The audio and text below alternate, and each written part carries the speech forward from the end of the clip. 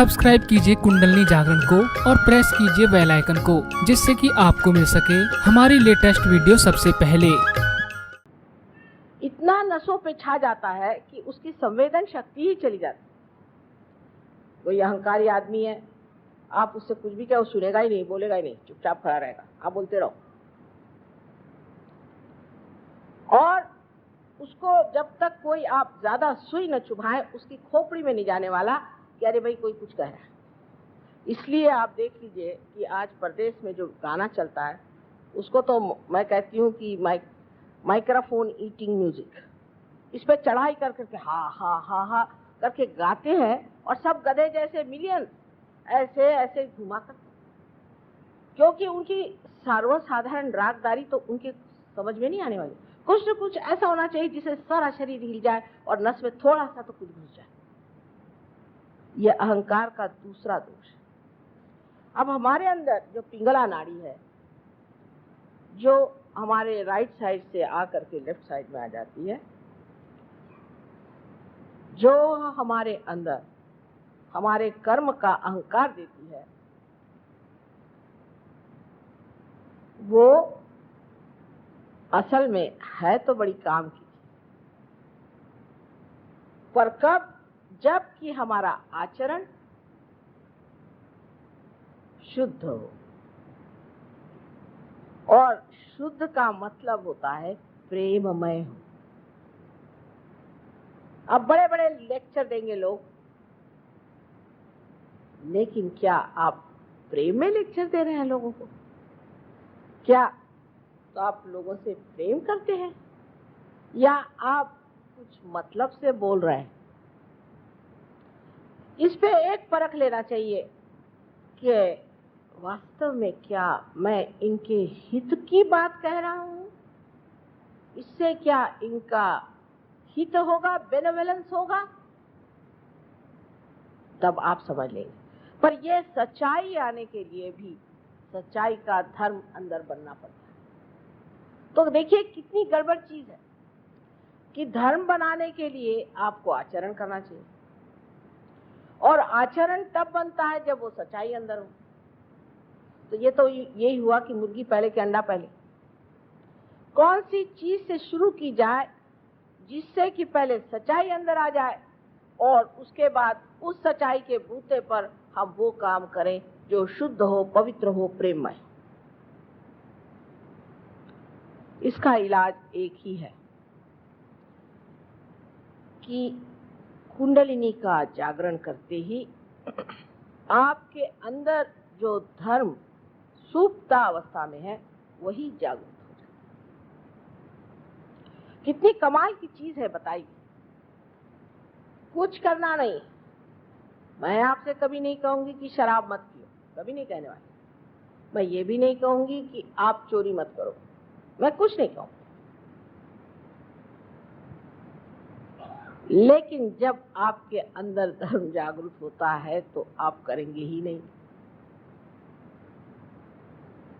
बड़े बड़े साधु संतों को थोड़ी बताना पड़ता था कि बाबा शराब मत पियो, अपने बीवी को मत मारो,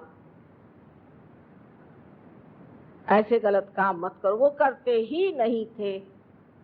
उनके लिए कोई गवर्नमेंट नहीं चाहिए, पुलिस नहीं चाहिए, कुछ नहीं चाहिए, वो गलत काम कर ही नहीं सकते। जो सही काम है वही करते। ये कैसे होता है? क्योंकि अंदर पेट में जो धर्म है वो जागृत हो गए। जागृत होते ही एक तरह का शरीर के अंदर नया प्रकाश आ गया।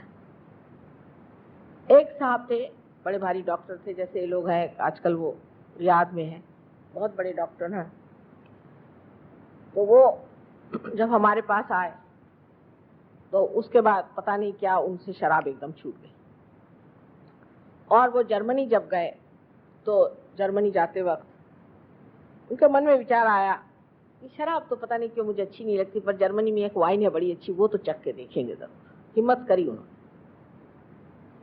और कहने लगे कि जब मैंने वो वाइन चखी माँ, तो जैसे कोई सड़ा हुआ बुच होता है ऐसा उसका मुझे सुगंध आया, ना गंदा उसमें से बात आई, जैसे कि कोई शुगर फैक्ट्री के पास से मैं गुजरा। तो भी जबरदस्ती मैं पी गया। मैंने कहा देखता तो क्या है, ये क्या हो गया मेरे जीभ को, जो मैं आसानी से बोतलें चढ़ा जाता था, मेरी जीभ को क्या हो गया। और कहने लगे उसके बाद जो मेरी उल्टियां शुरू हुई, तो अंत में मुझे लगा मेरी अतड़ियां ही बाहर निकलने वाली है। तब मैंने क्षमा मांगी और ये चीज रुक गई। तो मैंने कहा और भी पी के देख लो ना। कहले अब कान पकड़।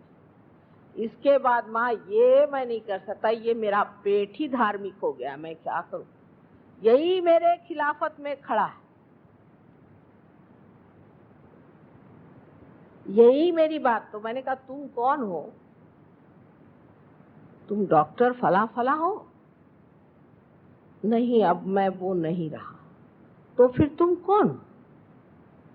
माँ मैं आत्मा हूं, अब मैं आत्मा हो गया। आत्मा निरपेक्ष है, उसको कोई आदत नहीं लगती,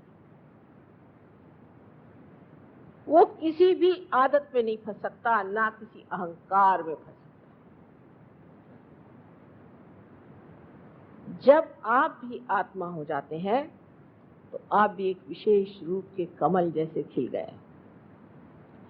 जो अभी डॉक्टर साहब ने बताया, इससे भी कहीं अधिक हालत इन परदेशी लोगों की है। और वहां पर विदेश में तो नर्क खड़ा है, नर्क। मैं तो आपको बता भी नहीं सकती हूँ, एक भारतीय नारी के नाते इनके तरीके ही नहीं कोई बता सकता। बस वहां जाकर के रोज मुझे शौक ही लगते रहता है। लेकिन उसमें भी, उस कीचड़ में भी, उस नर्क में भी ये कमल कैसे खिलाए, इन्होंने उसे कैसे सुरभित कर दिया, इतना सुगंध कैसे फैला दिया। ये पूर्व जन्म का कुछ न कुछ सुकृत होगा, और नहीं तो ये कोई बड़ी शुद्ध बुद्धि होगी जिसने इसे समझा और माना। लेकिन परमात्मा की कृपा से आप लोगों को इस देश में धर्म क्या है ये मालूम है। और अगर आप अधर्म भी करते हैं तो आप जानते हैं हम अधर्म कर रहे हैं, करते हैं कोई बात नहीं, पर जान कर करते, ये अनजाने करते। आश्चर्य की बात है कि जो चैतन्य है ये इनको माफ कर देता है, हिंदुस्तानियों को नहीं करता है। इनको बड़े जल्दी माफ कर देगा, हिंदुस्तानियों को नहीं करता है, क्योंकि वो भी सोचता है, जानता है और प्यार करता है। वो जानता है कि तुम लोगों ने जान जान करके गलत काम किए हैं, उसके थोड़े से फल। इसीलिए मैं देखती हूँ कि सहयोग में अनेक हिंदुस्तानी आते हैं, पार हो जाते हैं और फिर गए हवा पर, पता ही नहीं चलता उनका। हॉल्स भर जाएंगे, लोग भीड़ कर जाएंगे, सब हो जाएगा, पर वो पता नहीं कहाँ गायब हो जाते हैं। उसका एकमेव कारण एक यही है कि हम लोग अभी तक अधोगति के ओर ही चलना चाहते हैं। लेकिन इनके यहाँ जो नर्क गति होने से ये एकदम बाहर छोड़ छाड़ के निकले, सो अब उसमें नहीं जाना चाहते। इन्होंने देख लिया वो क्या चीज। हमें अभी देखने का हो तो देख लीजिए, पर तब तक शायद हम न रहें और नहीं आपका परिवर्तन।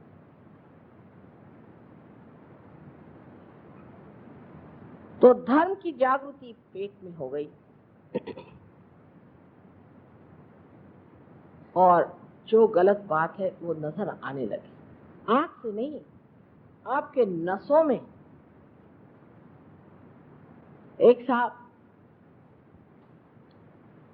एक गुरुजी से बहुत अभिभूत और उनको बड़ी शिकायत हो गई। तो हमने कहा कि देखो तुम्हारे गुरु ठीक नहीं है, उनको ठीक करना पड़ेगा। और मोहम्मद साहब ने इलाज बताया, वो करने। एक गुरुजी से बहुत अभिभूत और उनको बड़ी शिकायत हो गई। तो हमने कहा कि देखो तुम्हारे गुरु ठीक नहीं है, उनको ठीक करना पड़ेगा। और मोहम्मद साहब ने इलाज बताया, वो करने पड़ेंगे। तो वो मानने को तैयार नहीं थे। तो अब फिर क्या किया जाए? मैंने कहा अच्छा जो भी शिकायत है उसके साथ रहिए, जिस गुरु के साथ आप रहना चाहते हैं रहिए, हम आपसे कुछ नहीं करेंगे। उस वक्त एक तो अहंकार भी है और एक कुसंस्कार भी है। दो चीज उसे जकड़े हुए थे और उन्होंने कहा कि नहीं, हम इसे मानते ही नहीं। तो ठीक, 8-10 दिन बाद उनकी हालत बहुत खराब हुई।